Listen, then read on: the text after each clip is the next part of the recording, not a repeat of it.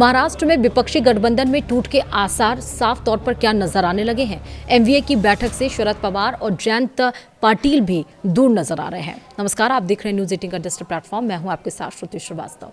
इस बैठक में 60 में से 37 विधायक पहुंचे हैं, जबकि जयंत पाटिल समेत 23 विधायकों ने दूरी बनाई है। इस बैठक में शरद पवार जयंत पाटिल का निजी कारणों से शामिल नहीं होने की बात भी कही जा रही है। दरअसल महाराष्ट्र विधानसभा के मानसून सत्र के बीच महाविकास अघाड़ी के नेताओं की बैठक हुई।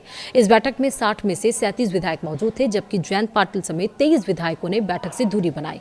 इस बैठक में शरद पवार और जयंत पाटिल की निजी कारणों से शामिल नहीं होने की बात कही। विधानसभा का मानसून सत्र चल रहा है और ऐसे में विपक्ष प्रभावी ढंग से मुद्दों को नहीं उठा पाया और जिस तरह से उठाना चाहिए था उस तरह से नहीं उठा पाया।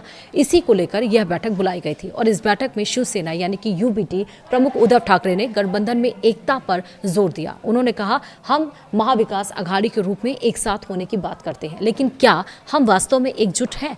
आगे हमें एकजुट होकर ही काम करना होगा। पार्टी के 6 सांसदों की बगावत के बाद उद्धव ठाकरे ने महाविकास अघाड़ी की बैठक में गठबंधन की एकता को लेकर खेद व्यक्त किया। उद्धव ठाकरे ने सवाल उठाते हुए कहा, महाविकास अघाड़ी के रूप में क्या हम सदन में एकजुट हैं? क्या हम एक साथ मुद्दे उठाते हैं? उद्धव ठाकरे ने बैठक में उपस्थित नेताओं से यह सवाल पूछा। इसके अलावा आने वाले समय में विधानसभा और विधानमंडल के सत्रों के दरमियान भी महाविकास अघाड़ी की एकजुटता विपक्ष के रूप में दिखाई देनी चाहिए। साथ ही राज्य भर में होने वाली सभाएं, बैठकें और आंदोलन भी संयुक्त रूप से आयोजित किए जाने चाहिए, ताकि हमारी एकता पूरे राज्य में दिखाई दे। बैठक में मौजूद अन्य नेताओं के अनुसार उद्धव ठाकरे ने यह मत भी उन्होंने यहां पर व्यक्त किया।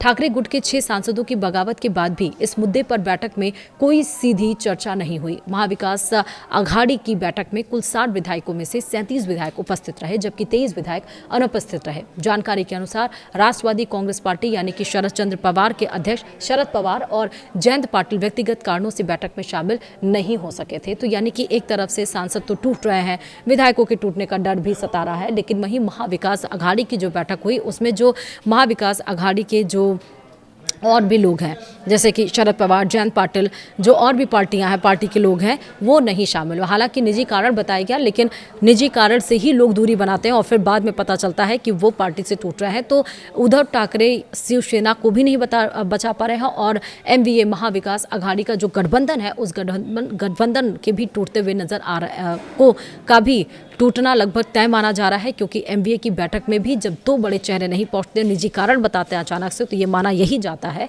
कि राजनीति में धुआं वहीं सूटता है, आग लगी होती है, और ये कहा भी जा रहा है। तो क्या उद्धव ठाकरे को डबल अटैक लगने वाला है? एक तो शिवसेना का टूटना, दूसरा एमवीए यानी कि महाविकास अघाड़ी के गठबंधन का भी टूटना माना जा रहा है। तो महाराष्ट्र की इस समय सियासत में हलचल आया हुआ है। फिलहाल वीडियो में इतना ही। नमस्कार।